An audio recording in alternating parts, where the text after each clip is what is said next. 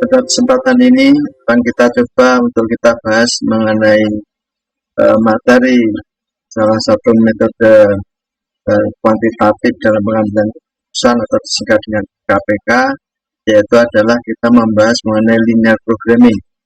Dalam video ini nanti kita akan membahas mengenai mulai dari apa sebetulnya linear programming, kemudian manfaat dari linear programming, kemudian juga bagaimana kita nanti akan memformulasikan persamaan ke dalam fungsi tujuan maupun juga fungsi batasannya, serta kita akan mencoba untuk membahas mengenai asumsi-asumsi yang perlu diperhatikan di dalam kita menggunakan linear programming.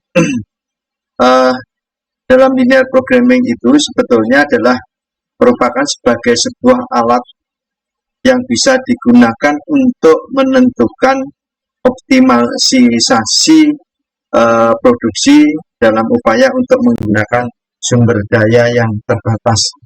Karena pada dasarnya bahwa sumber daya yang dimiliki oleh sebuah perusahaan itu adalah sangat terbatas. Bagaimana keterbatasan sumber daya yang ada itu bisa kita manfaatkan untuk menghasilkan sesuatu yang optimal. Dalam linear programming biasanya pengertian optimal itu dilihat dari tujuannya, yaitu ada tujuannya apakah memaksimumkan atau meminimumkan. Kalau tujuannya memaksimalkan berarti melihat dari sisi keuntungan yang diperoleh perusahaan, tetapi kalau tujuannya meminimumkan berarti dilihat dari sisi biayanya. Sehingga nanti kalau kita perhatikan bahwa linear programming itu tujuannya adalah nanti digunakan untuk menggunakan sumber daya yang terbatas jumlahnya untuk memperoleh hasil yang optimal. Di dalam memperoleh hasil yang optimal itu dilihat dari sisi tujuannya adalah memaksimumkan, sehingga kalau tujuan memaksimumkan itu adalah keuntungan yang bersifat linier. Tapi biasanya di dalam uji tujuan ditunjukkan dengan harga jual, atau mungkin di situ adalah kontribusi margin. Kontribusi margin itu adalah merupakan perbedaan antara penjualan dengan biaya variabel, atau boleh juga disebut adalah harga per unit dikurangi dengan biaya variabel per unit. Tapi kalau tujuannya adalah meminimumkan berarti melihat dari sisi biaya. Tapi biaya itu adalah merupakan biaya yang bersifat linier. Biasanya linier itu adalah merupakan sebagai biaya variabel. Di dalam linear programming nanti setelah kita menyelesaikan linear programming pasti akan membuat apa yang disebut dengan model linear programming, yaitu ada dua, yaitu adalah fungsi batasan dan juga fungsi tujuan. Kalau fungsi batasan ini adalah merupakan sebagai bentuk untuk menyajikan secara matematika tentang batasan kapasitas yang tersedia akan dialokasikan secara optimal. Artinya di sini adalah fungsi batasan itu adalah merupakan sebagai sumber daya yang memang jumlahnya adalah terbatas. Maka nanti di dalam model linear programming, maka fungsi batasan sumber daya yang ada itu harusnya diformulasikan yang memberikan gambaran mengenai penggunaan setiap produk itu menggunakan sumber daya. Dan di situ ditunjukkan ketersediaan sumber dayanya itu berapa. Apakah itu memang disediakan maksimum batasannya, tidak boleh melebihi itu, artinya memang keterbatasan yang ada oleh perusahaan itu sendiri. Contohnya misalkan saja adalah nanti bahan baku. Dalam bahan baku itu nanti bahan baku itu digunakan untuk menghasilkan setiap produk. X1 misalkan produk X1 berapa? Menghasilkan produk X2 berapa persatuan unitnya, dan seterusnya. Kemudian di situ ditunjukkan adalah kapasitasnya. Artinya kapasitas dalam satu periode itu tersedia berapa. Ini adalah merupakan sebagai gambaran dari fungsi batasannya. Kemudian yang kedua adalah kita akan membuat fungsi tujuan. Artinya tujuan yang ingin dicapai, yaitu adalah ada dua yang tadi, adalah menunjukkan sebagai memaksimumkan melihat dari sisi keuntungannya, tapi kalau meminimumkan tujuannya adalah untuk melihat dari sisi biayanya. Nanti juga disebutkan di sini fungsi ini merupakan sasaran yang akan dicapai dalam linear programming yang berkaitan dengan pengaturan sumber daya untuk memperoleh hasil yang optimal. Maka nanti di dalam fungsi tujuan itu selalu disebutkan Di situ adalah fungsinya apa? Tujuannya memaksimumkan atau meminimumkan. Karena nanti kalau itu sudah dibuat suatu formulasi dalam fungsi tujuannya, maka harus ditunjukkan karena tidak tahu mengetahui apakah ini tujuannya memaksimumkan atau meminimumkan. Sehingga nanti misalkan aja di situ memberikan gambaran kalau fungsi tujuannya adalah memaksimumkan, maka sebetulnya nanti tujuannya adalah untuk memperoleh hasil optimal. Misalkan aja adalah kontribusi margin. Maka nanti di situ ditunjukkan berapa kontribusi margin setiap unitnya untuk produk X1 misalkan. Nanti juga berapa kontribusi margin yang disumbangkan oleh produk X setiap unitnya untuk produk X2 dan seterusnya.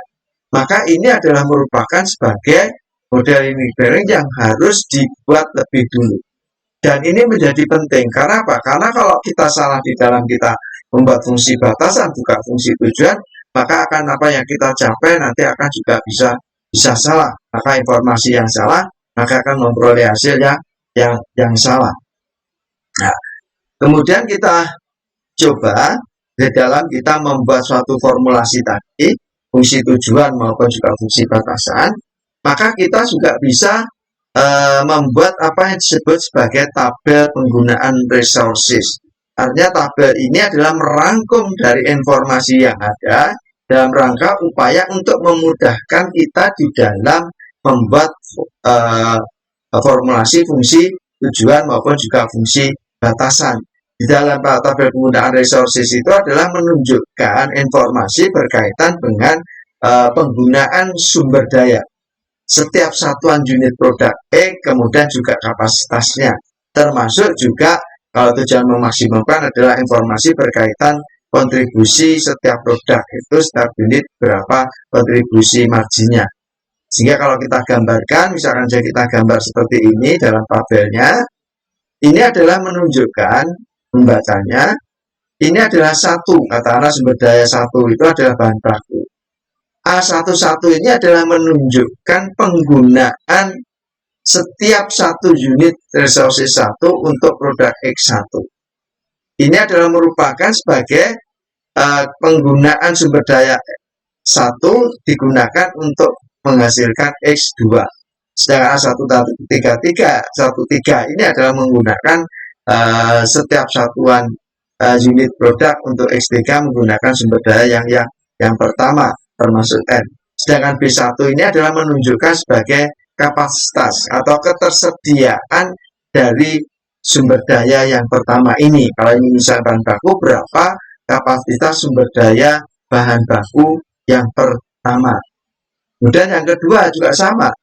Nanti sumber daya kedua misalkan saja tenaga kerja, berapa jam tenaga kerja yang digunakan untuk menghasilkan setiap satu unit X1 adalah sebesar A21.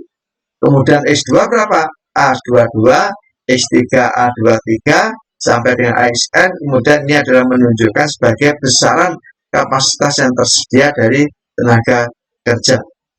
Ini sampai dengan M, tergantung pada sumber daya yang dimiliki oleh perusahaan dalam rangka untuk menghasilkan suatu produk. Nah, ini nanti juga masih ada yang disebut dengan fungsi tujuannya. Nanti di sini adalah fungsi tujuannya memaksimumkan. Misalkan saja di sini C1 ini adalah menunjukkan sebagai kontribusi margin per unit X1, kemudian X2-nya C2, C3. Nanti kapasitas tidak ada. Nah, ini kalau kita lihat adalah seperti ini.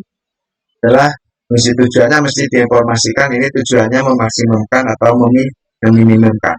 Nah, kalau sudah kita bisa menggunakan tabel penggunaan resources ini, maka ini akan kita buat dalam formulasi fungsi tujuan maupun juga fungsi batasan.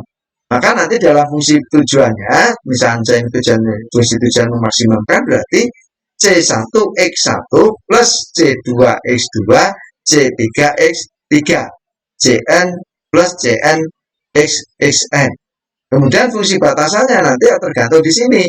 Kalau misalnya si 1 sampai M, ya berarti kita buat 1 M. 1 sampai dengan M. Maka nanti formulasi fungsi batasannya di situ menunjukkan bahwa A11X1 plus A12X2, A13X3, Xn Ini adalah A1N XN, kemudian kapasitasnya adalah B1. Nah, nanti di dalam kapasitas itu, di situ ada yang disebut dengan tandanya. Tandanya itu bisa lebih kecil sama dengan, bisa lebih besar sama dengan, atau sama dengan. Tapi kita membuat satu bentuk standar dulu, berarti lebih kecil sama dengan.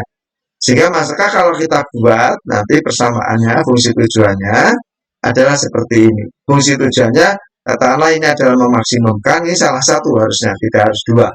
Bisa memaksimumkan, berarti di sini adalah menunjukkan C1X1 yang tadi saya sebutkan, C2X2, C3X3 sampai dengan CNXN. Artinya apa?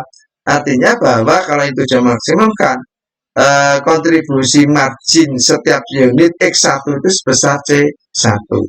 Ini adalah X2, adalah C2, dan seterusnya. Ini cara membaca di dalam kita formulasi fungsi tujuan. Sehingga nanti kalau misalkan aja ada formulasi seperti ini, kita tahu apa sebetulnya makna dari persamaan ini. Kita bisa membacanya. Sehingga nanti di dalam kita memformulasi fungsi tujuan, jangan sampai lupa menuliskan ini. Kalau ini tidak ada, berarti kita tidak bisa membaca apakah ini kontribusi margin atau merupakan sebagai biaya variabel. Karena apa? Karena informasi ini tidak ada. Maka kita hati-hati di dalam kita membaca fungsi tujuannya, karena ini adalah nanti sebagai dasar untuk menentukan sebuah keputusan yang harus kita ambil. Kemudian juga di situ adalah fungsi batasannya. Fungsi batasan tadi, ini adalah batasan yang pertama, tadi saya sudah sebutkan, A11X1, A1X2, sampai dengan ini adalah batasannya. Lebih kecil sama dengan B1, artinya penggunaan sumber daya 1 ini untuk menghasilkan X1 sampai Xn, itu tidak boleh lebih dari atau sama dengan B1. Misalkan aja bahan bakunya selama 1 tahun itu 50.000, maka penggunaannya adalah paling banyak itu 50.000. Tidak boleh lebih. Ini adalah menunjukkan sebagai tanda lebih kecil sama dengan. Tapi nanti kalau lebih besar sama dengan, artinya penggunaannya harus lebih besar dari ini. Berarti tersedia minimal sekian, berapapun boleh. Kalau sama dengan, berarti itu menunjukkan harus sama dengan sekian. Tidak boleh kurang, tidak boleh lebih. Tapi dalam bentuk standar nanti biasanya ada lebih sama dengan. Tapi kalau yang non standar itu yang kedua tadi, besar, sama dengan atau sama dengan. Ini dan seterusnya kalau kita buat. Kemudian ini adalah nanti ada sampai M. Kemudian nanti masih ada yang disebut sebagai batasan non negatif. Batasan non negatif itu artinya bahwa hasil X1, X2, X3 ini kan produk. Maka hasilnya harus lebih besar sama dengan 0. Tidak boleh negatif. Saja X1 sama dengan 0 boleh.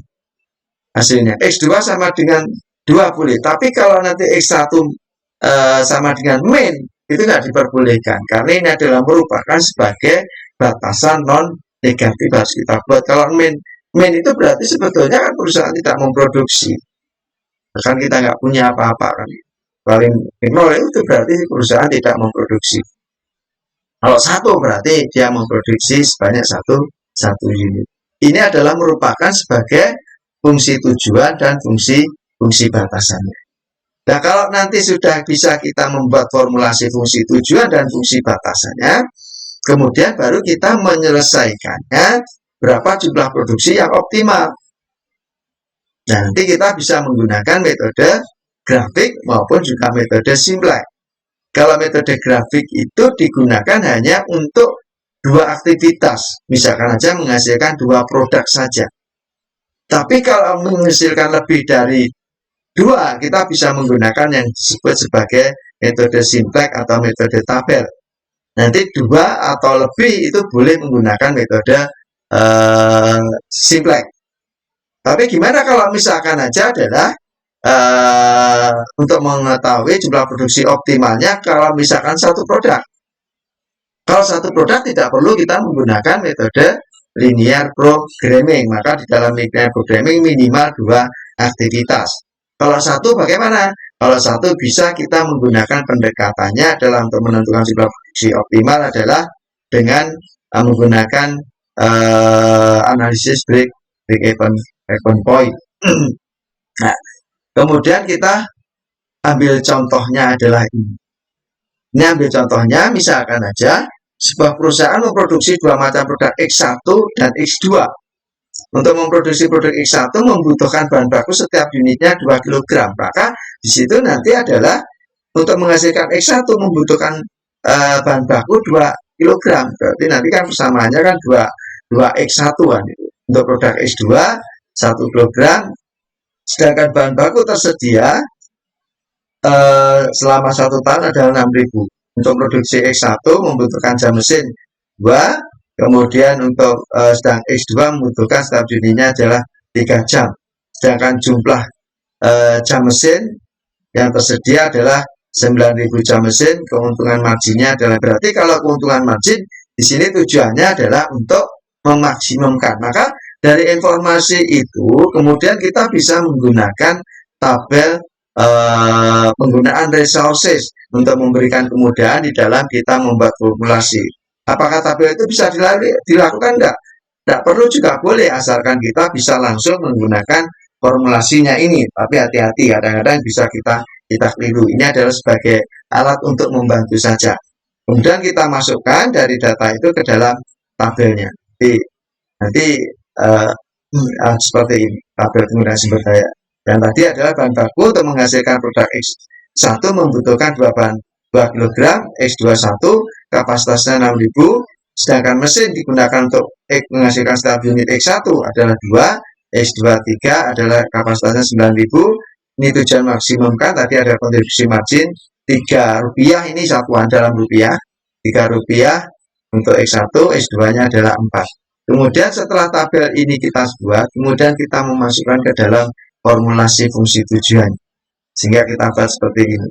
Ini 3X1, tujuannya memaksimumkan.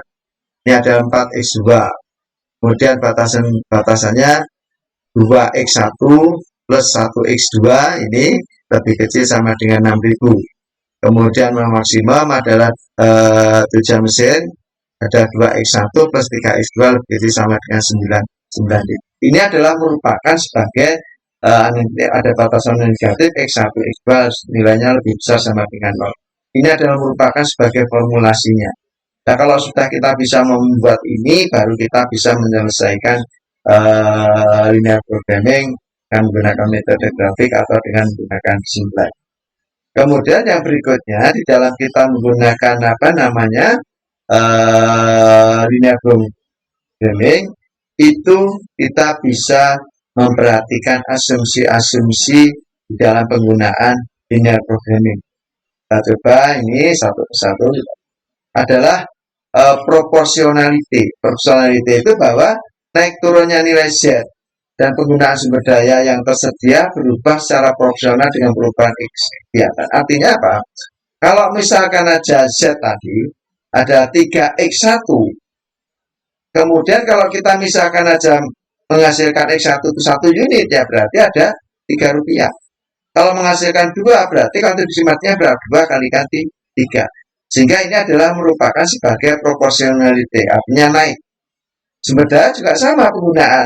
Katakanlah untuk bahan baku X1 menggunakan 2 kg bahan baku. Kalau 1 ya 2, kalau 2 ya berarti 2 kali 2, 4. Dan seterusnya.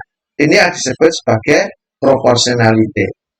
Kemudian yang berikutnya adalah additivity. Artinya nilai tujuan setiap kegiatan tidak saling mempengaruhi atau setiap tambahan dari kegiatan satu akan menambah nilai Z-nya, tetapi tidak akan mengurangi kegiatan yang lain. Artinya, kalau misalkan X1 naik, berarti nanti Z-nya itu ada 3, maka kenaikan itu bukan berarti nanti akan mengurangi pada X2. Sehingga di sini adalah bertambahnya ya karena X1 itu 3. Kemudian bukan berarti kemudian X2 berkurang. Itu yang disebut sebagai tidak mempengaruhi kegiatan yang lain atau yang disebut sebagai additivity. Kemudian yang berikutnya adalah divisibility. Artinya divisibility itu bahwa keluaran output yang dihasilkan setiap kegiatan dapat berupa pecahan. Misalkan aja ini X1, nanti hasilnya di dalam linear programming itu boleh pecahan. 2,5, bisa 200,3, itu boleh. Ini boleh dilakukan seperti itu, tapi nanti di dalam pemanggilan putusan mestinya kalau misalnya aja memproduksi 250,50 unit kan itu. Mestinya kita bulatkan ke atas atau ke bawah, karena dalam produk itu kan tidak mungkin misalkan aja kita menghasilkan sebuah meja tapi hanya separuh, berarti kan tidak pakai kaki kan nggak mungkin. Maka harus kita bulatkan menjadi satu. Tapi memang hasil di dalam linear programming itu diperbolehkan adalah bab jahat. Kemudian ada deterministik, bahwa semua parameter yang terdapat dalam model linear programming dapat diperkirakan dengan pasti. Artinya apa? Parameter di situ menunjukkan misalkan aja bahwa setiap penggunaan setiap produk itu bisa diketahui dengan pasti. Contohnya tadi adalah misalkan aja bahan baku pertama tadi adalah untuk menghasilkan setiap unit X1 membutuhkan bahan baku 2.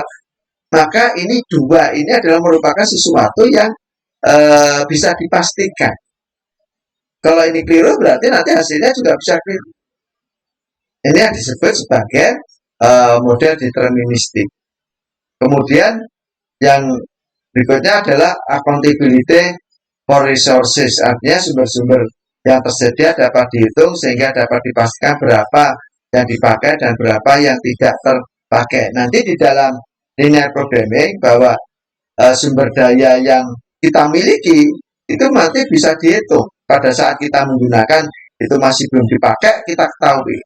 Kemudian setelah kita perhitungkan, kita akan mengetahui berapa yang dipakai, berapa yang masih tersisa atau yang belum dipakai.